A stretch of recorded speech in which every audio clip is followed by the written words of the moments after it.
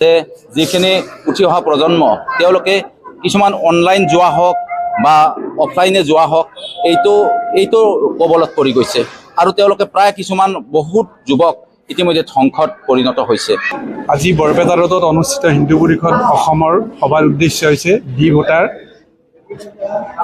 লাভ জেহাদ আৰু বৰপেটা ৰোডত চলি থকা বিভিন্ন ধৰণৰ অনৈতিক কাৰ্যকলাপ যোৱাকে ধৰি এইবিলাক বন্ধ কৰাৰ প্ৰতিবেদনত আমি হিন্দু পৰিষদে এখন সভাৰ আহ্বান কৰিছোঁ আৰু এই সভাৰ নেতৃত্ব দিছে বৰপেটা জিলাৰ সন্মানীয় সভাপতি মোহিনী ৰাজবংশীদেৱে।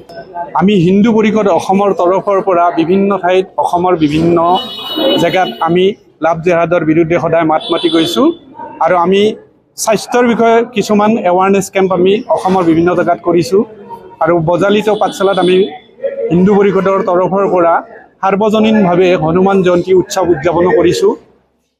এতিয়ালৈকে আমি হিন্দু পৰিষদৰ তৰফৰ পৰা দ্বিবাৰ্ষিক হিন্দু পৰিষদৰ তৰফৰ পৰা আমি হনুমান জয়ন্তী উদযাপন কৰাৰ লগতে সনাতনী ধৰ্মৰ প্ৰচাৰৰ কাৰণে আমি হিন্দু পৰিষদে সদায় লাগি আছোঁ আৰু হিন্দুৰ হকে আমি সদায় মাত মাতি যাম বুলি আমাৰ উদ্দেশ্য। আৰু হিন্দুৰ যিকোনো বিপদৰ সন্মুখত আমি হিন্দু পৰিষদৰ প্ৰতিজন সৈনিকৰ নিচিনা আমি হিন্দু ভাইসকলৰ মাজত সদায় উপস্থিত হৈ থাকিম। বৰপেটা জিলাত অনৈতিক কাম চলি থাকে বুলি আমিও বিশ্বস্ত সূত্ৰে গম পাইছোঁ। প্ৰশাসনৰ লগত আমাৰ সভাপতি মহোদয়ে যোগাযোগ কৰিছে। আমি প্ৰশাসনক অনুৰোধ জনাইছোঁ যাতে এই অনৈতিক কাৰ্যকলাপবিলাক অতি সোনকালে বন্ধ কৰাৰ ব্যৱস্থা কৰে, নহ'লে আমি হিন্দু পৰিষদৰ তৰফৰ পৰা আমি আন্দোলন কৰিম বুলি ব্যৱস্থা ল'ম বুলি আমি নিশ্চিত হৈছোঁ, যদি তেওঁলোকে কোনো ধৰণৰ আইনগত ব্যৱস্থা নকৰে।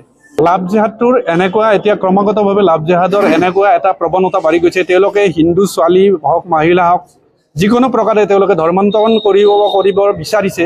আজি আপোনালোকে নিজে ধুবুৰীত এনেকুৱা এটা এক্সিডেণ্ট হৈ গৈছে, চাওক, হনুমান মন্দিৰৰ সন্মুখত তেওঁলোকে গোমাংসত হৈ যায়। গতিকে হিন্দুসকলে হিন্দুৰ প্ৰতিটো জাতি জনগোষ্ঠী সজাগ নহ'লে কিন্তু আমি হিন্দু সমাজ বা হিন্দু জাতি হিচাপে আমাৰ কিন্তু পৰ্যায়ক্ৰমে বহুত বিপদ আহি আছে। গতিকে আমি হিন্দুসকল সদায় একগোট হৈ থাকিব লাগে। এই মই হিন্দু সংগঠনৰ সকলো সংগঠনৰ মোৰ হিন্দু পৰিষদৰ তৰফৰ পৰা অনুৰোধ থাকিল।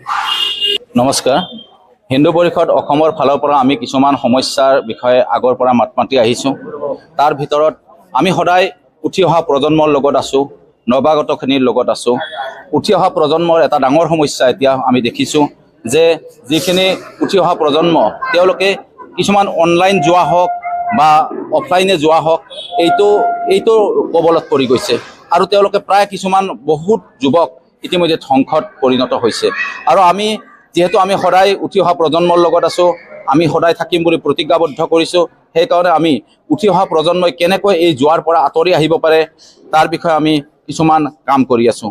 আমি ইতিমধ্যে অসমৰ প্ৰতিটো ঠাইতে আমি আৰক্ষী অধীক্ষকসকলক প্ৰায় আমি জনাইছোঁ আৰু আমি জনাম। আমি দৰকাৰ হ'লে আন্দোলন কৰিম।